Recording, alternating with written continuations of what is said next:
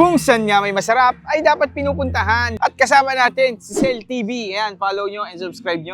So, unang natin pupuntahan, Sel, ano bang masarap na food tripan dito? Siyempre, yung pinagmamalaki dito sa may Noveleta. Dito, matitikman mo fusion ng Gotong Batangas at Mami. Mukhang masarap yan ah. Kakaiba yun. Oo. Tapos sumunod dyan, Malalaking pork chop, mga chicken. Ay, Si ganun. Paris Tibig yun. mukhang solid yun. Alam mo ba yun? Oh, kilala ko yun, yung nagko-costume ng iba't ibang. Ayun.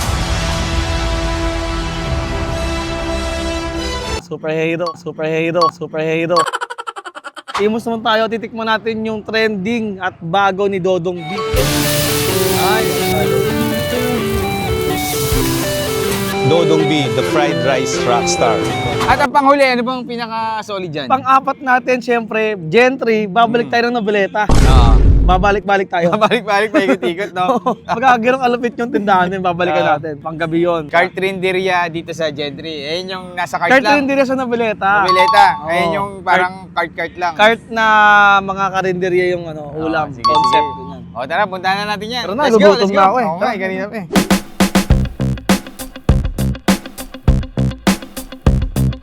So ang food trip nga natin ngayon mga ka-food trip, ayan, dito tayo ngayon sa Baka Mami yan. Ito yung fusion daw ng Goto Batangas at Mami. Parang first time natin makakatikim niyan ngayon.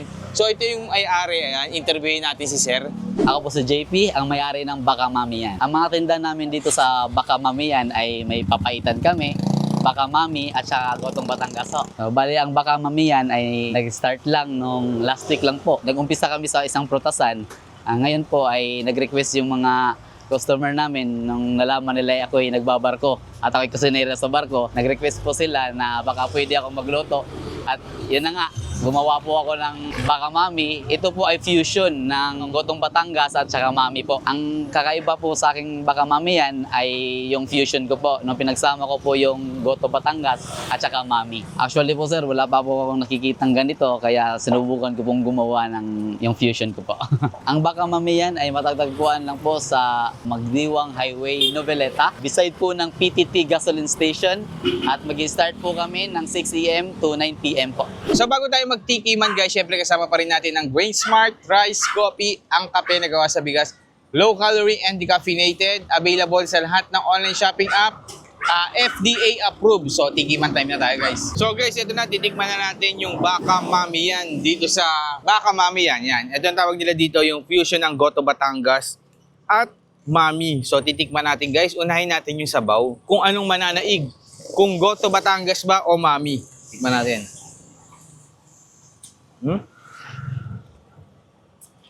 Parang halo talaga eh, pero para sa akin mas nalalasahan ko yung pagka-Goto Batangas niya. And then sa laman, yan, 80 pesos yung ganito. Meron tayong maliit na parang ribs. Ayan. Tikman natin, yung maliit na laman na ribs. Malambot. Ang sarap ng sabaw niya. Tama-tama lang yung alat and then malinamnam. Tapos merong baga. May tuwalya. Ang dami niyang kasama. Yung baga. Tingin ko guys, pwede rin tong iulam. Pwede ka rin mag-rice dito. 80 pesos pag walang egg, 90 pag may egg, yung ganyan, dalawa. Yun natin. Siyempre, tikman natin yung Mami.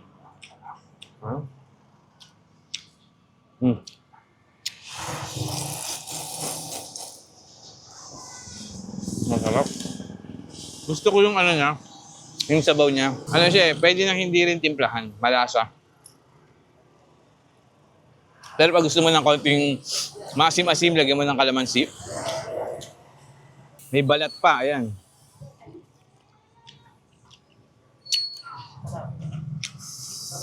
Sarap ah. Parang may konting anghang siya. Pero kasi yung sili, hindi naman dinurog eh. So mismong dun sa sabaw to. Sarap. Tintumbong. Pag mahal mo, kainin mo yung tumbong, ganun ba? Masarap guys. Hindi siya ganun ka sobrang tindi nung lasa niya. Pero balance na balance lang. Ito yung pwede mong timplahan, pwede mong ditimplahan. Pwede mong timplahan, pwede mong ditimplahan. Ang gulo no? Ba? Titimplahan o hindi? Gulo nyo ah. Masarap guys, sa umaga meron daw silang lugaw.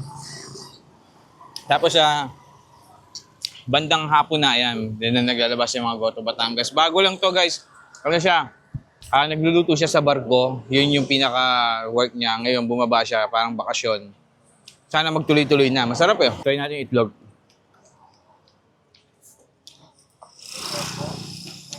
Sarap nito. Ito medyo malapit lang sa amin to. Babalikan ko to. Kakain lang ako. Sama ko dito si Eric Mukbang. Malakas kumain nun ng ganito. Favorite niya yun. Sarap, masarap. So sa mga naghahanap dyan ng food trip dito sa Noveleta, guys, punta na kayo dito sa Baka Mami yan. Meron din sila ditong Goto Batangas. Try nyo rin yung kanilang papaitan. And then pag morning naman, meron silang lugaw. Affordable, sulit, and quality yung gawa, guys. Malinis. Panalo. So ang food trip nga natin ngayon guys, nandito tayo ngayon sa kainan ni Ironman. Ayan guys, nasa likod natin, kakaiba yung food trip dito. Dahil ang nagluluto ay superhero. Ewan ko ba, di ba siya naiinitan dyan sa kanyang suot? So, lapitan natin si Ironman. Ironman, pwede ka namin ma-interview?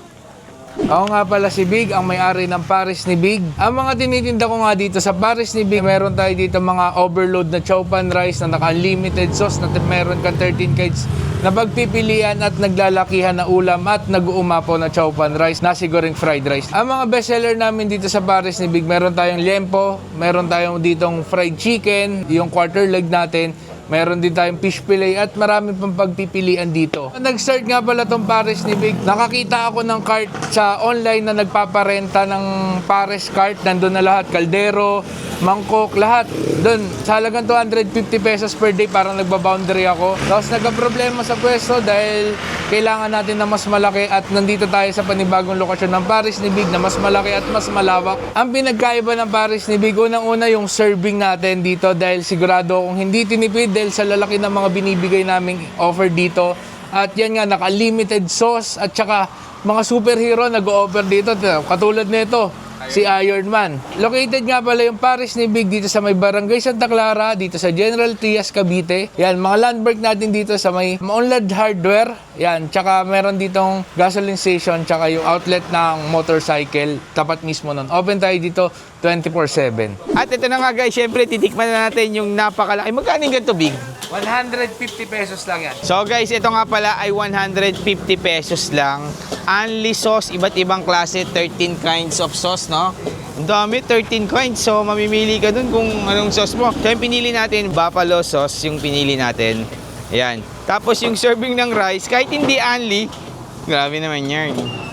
Sobrang dami. Tapos yung liempo natin, ayan o, grabe, sobrang laki. Tikman na natin yan. 1, 2, 3, ayan o.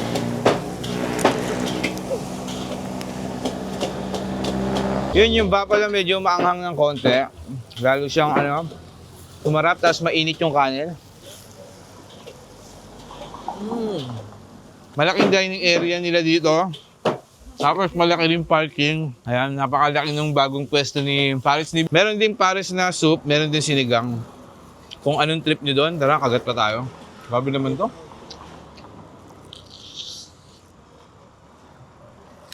Hindi ko alam kung gusto yung ganito ko lang ano to? Kung ako sa inyo guys, good for sharing kahit ganito talaga serving. Ganyan talaga yan. Ang dami. Kahit tatlo yata kayo, isang pamilya na pwede natin. Ang sarap. Kala ko, ito yung ginawa niya para sa ating apat. Parang kukuha na lang tayo. Yung pala, isang serving lang talaga to. Yun, kumaili kayo sa banghang. Try nyo yung buffalo nila. Nalo. So marami pa silang dito. Marami pa yung pagpipilian. Meron chicken, may boneless fried chicken, meron lechong kawali, may sisig din. May sisig din, tapos may lechong kawali, fish fillet. Tapos may sisig pa, no? May sisig pa. Tapos may lechong kawali. Meron. May chicken, may liempo. Ang sarap, no? Tapos meron pa sisig, di ba? Meron. Ang dami. Fish fillet, meron. Meron din. Kanina yung ginahin ko. Kinain nila nung kanina fish Tapos fillet. yun yung mga sauces natin, katulad yan. Ito, ano yan, mustard? Side. Ayun, ang dami. May ano pang mga sauce nyo dyan? Meron teriyaki, may gravy. Mustard meron. Meron din mustard. Ayun, meron pa rin pala. So, punta na kayo dito guys, hanapin nyo lang si Iron Mano. Napaka-solid. Isang ganto, kahit 4 kayo, tingin ko kaya. Basta ganito yung serving, big ha. Pag hindi ganito yung serving, Makako siya. Ibalik. ibalik ang bayad. Oo. Pag hindi ganito yung serving, ibalik ang bayad. I-record nyo to ha, pag pumunta kayo dito. Okay, so yun na mga ka-food trip. Thank you, gabi, solid.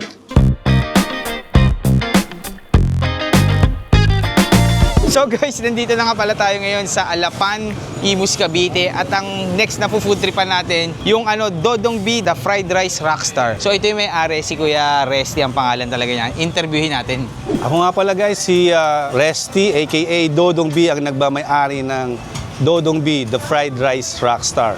Ang mga tinda po namin dito ay Hungarian overload, buy one take one guys. Then meron tayong mga fried rice na nasi goreng, yang chow, kimchi fried rice, chili kangkong, crab and corn fried rice. Then meron tayong mga noodles na mi goreng na spicy, and then meron tayong chow mein na stir fried Chinese noodles naman siya. And then may bago tayong product, yung dinosaur chicken burger, which is overload pa rin, at saka yung buy one take one chicken burger. Ang best seller natin dito guys, yung nasi goreng. Doon tayo nagsimula, yung Indonesian Malaysian concept na fried rice na merong dried shrimp, vegetable, mga 12 secret ingredients na si Dodong bilang ang nakakaalam. Tingin ko ang pinagkaiba namin ang ibang nagtitinda ng mga nasi goreng ay sa akin is original concept. Simula ng experience ko sa barko na natutunan ko sa mga kaibigan kong Indonesian mismo na gumagawa ng nasi goreng.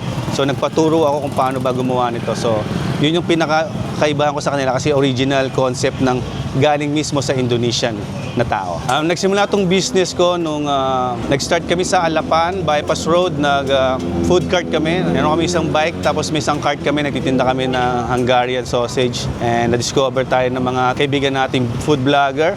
And then, nagkaroon ng pangalan na Dodong B, no? Since parehas kami ni Neneng B ng binibenta. And then, nag-try ako ng ibang items tulad ng mga fried rice na natutunan ko pa sa barko nung nagtatrabaho pa ako 15 years ago. Meron na nga pala kaming 2 branch ng Dodong B. Matatagpuan ito sa Legion 2 Phase A. And then, yung second branch natin is sa Alapan 1A. Corner ACM, malapit kami sa mga convenience store. And then, watch out kayo sa pangatlo nating branch. Malapit sa Karsadang Bago, SM Hypermarket, katabi nun, yung pangatlong branch ng Dodong B. Open kami sa Legion 2 Phase A, 8 o'clock in the morning hanggang alas 12 ng gabi. Dito naman po sa Alapan 1A, open kami ng 2 o'clock hanggang alas 12 ng gabi. Kaputrip, tikman mo na. Titikman na natin guys yung ating burger na napakalaki guys. Ito, kakaiba to. Parang first time ko sa street food makakita ng ganito kalaki na chicken fillet. So 120 pesos, tignan mo yung patty. Mas malaki pa yung tinapay. At ang malupit dito, only buns. Tsaka only lettuce and sauce. Lahat na kasama ng burger na to, only. Pera lang yung fillet. Siyempre, ang laki na eh. So tikman natin yan guys. Grabe naman to. Chicken burger na only buns, only sauce, only lettuce. Dito lang yan kay Dodong B.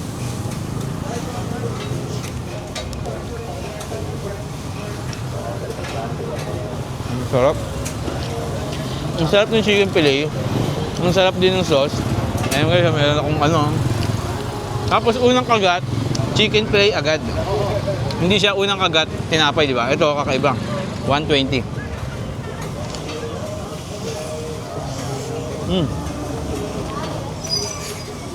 Sarap. Grabe to guys. Kung naghanap kayo ng merienda hanggang hapunan na, ito na yun. Sulit na sulit, ang laki. Parang nakailang kagat na ako. Yung tinapay hindi pa nababawasan. Kung ayaw nyo naman ng ganun kalaki, kung maliit yung mga bibig nyo, ito, meron tayong buy one, take one na chicken burger din. Ito yung tinatawag ni Kuya Dodong B na anak ng dinosaur. Ayan. Medyo maliit lang siya, pero same lang din siya nung ingredients. And sa size lang nagkatalo. So ito yon.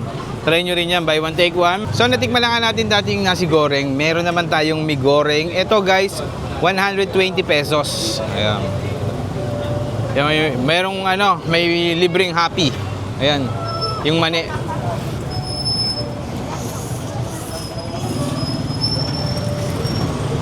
Sarap. Grabe. Parang medyo creamy yung ano niya, yung sauce niya. Tapos, malalasahan mo yung pagka ano, yung mani-mani. Ang sarap. Tapos, meron din siyang itlog. Tsaka meat. Panalo to, ha. Alapan 1A, meron sila. Sa Legion 2, meron din sila. And pangatlo, abangan nyo guys. Magkakaroon na rin sila. Sa December. Sarap nito. Okay sa mga kapitbahay ko dyan sa Alapan. Taga dito lang kasi ako guys. Ayan, pag gusto nyo ng food trip na masarap, ayan. Pag hindi masarap, lusubin nyo ako sa bahay ko. Ayan. Pero masarap talaga. Tapos, try nyo rin yung kanilang nasi goreng. Tapos itapos nyo yung Hungarian, one of the best din yun. Meron din sila dun sa kabila, alam ko yun. Yung mga gyoza, siomai, yung mga toppings na gano'n masarap. Masarap talaga itong mga pagkain dito kay Dodong B, the Rockstar Fried Rice. The Fried Rice Rockstar yun. So yun lang mga ka-food trip, thank you.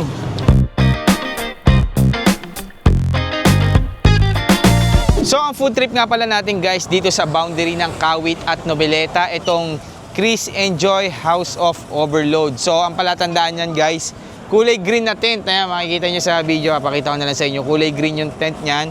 Tapos iba't ibang klase mga lutong ulam na cart-rinderya ang tawag nila dito. Yung cart na karinderya. So ito si ma'am yung interview natin. Interviewin na yan.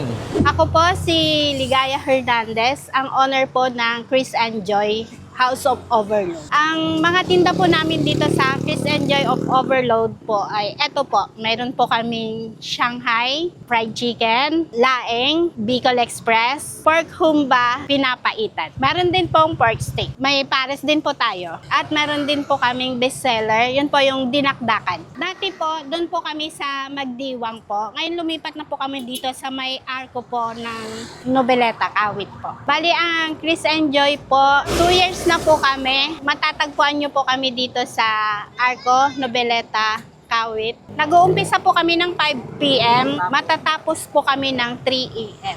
Pinili natin yung dalawa sa bestseller nila. Itong kanilang dinakdakan. Ayan. So, try natin una yung dinakdakan nila. Sabaw na natin yan. Ayan, isang order.